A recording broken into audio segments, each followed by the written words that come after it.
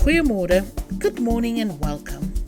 I still see videos that calls the Cape of Good Hope, Cape Point, the southernmost tip of Africa, the place where the Indian Ocean meets the Atlantic Ocean, or the place where the cold Benguela current meets the warm Agulhas current.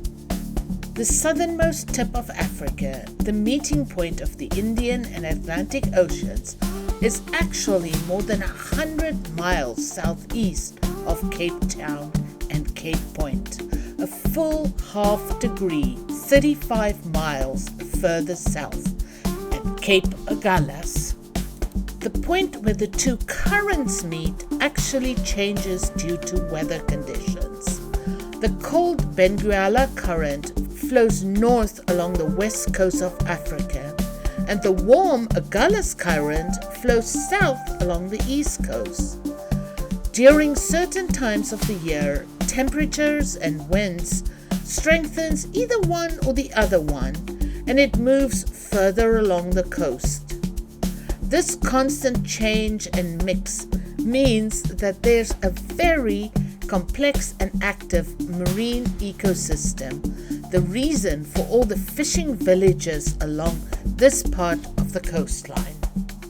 The name Cape Agulhas comes from the Portuguese name Cabo das Agulhas, meaning Cape of Needles. This is due to the fact that during the 1500s, the compass needle would point true north in this region, something very unusual.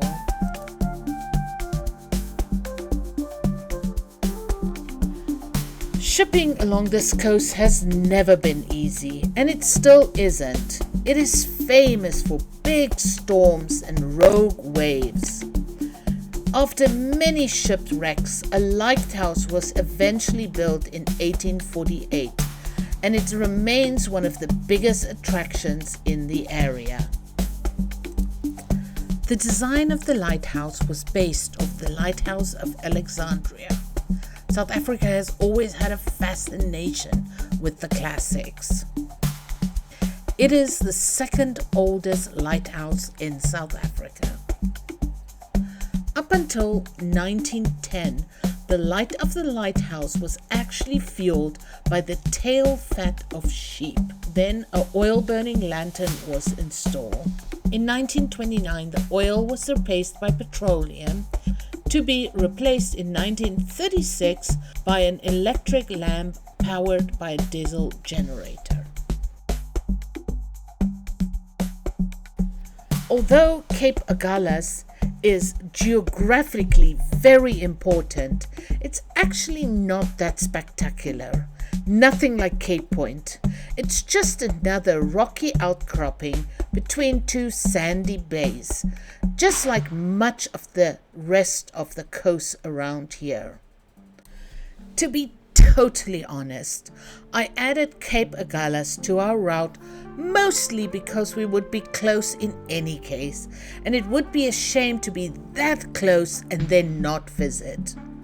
The day of our visit happened to be fairly cold and windy, and as we stood there looking south, talking about the fact that if you were to head south from that point, it would be open ocean all the way until Antarctica, I realized that while it's pretty boring now, historically it would have had a much different impact.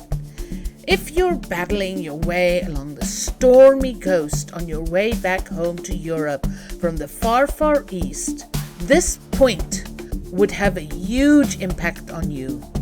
This is the point where you start to travel slightly north, rather than always further south. In 2019, a monument was created that not only celebrates Cape Agulhas as the southernmost tip of Africa, but also the whole of the African continent. Just like many people do not know that this is the most southern tip of Africa, many people have no idea of the huge scale of Africa. I remember living in London during the famine in Ethiopia and being asked how the famine was impacting my family in Cape Town, and I would explain to people that London, England is just about the same distance from Ethiopia as Cape Town, South Africa is.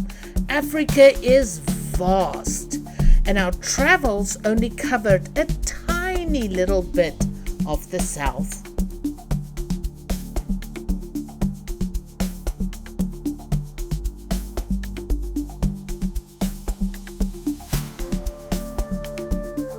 The area around Cape Agulhas is part of the Cape Flower region, the so-called fynbos region, with more than 2,000 plant species, many endemic.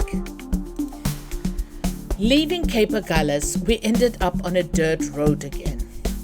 I grew up driving dirt roads all over Africa, and my mom and I agreed that this was a pretty good dirt road, and I honestly did not give it a further thought.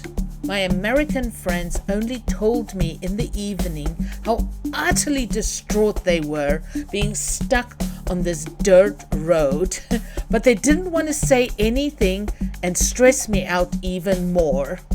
So, if you're traveling in this region of South Africa, please set your GPS to avoid dirt roads.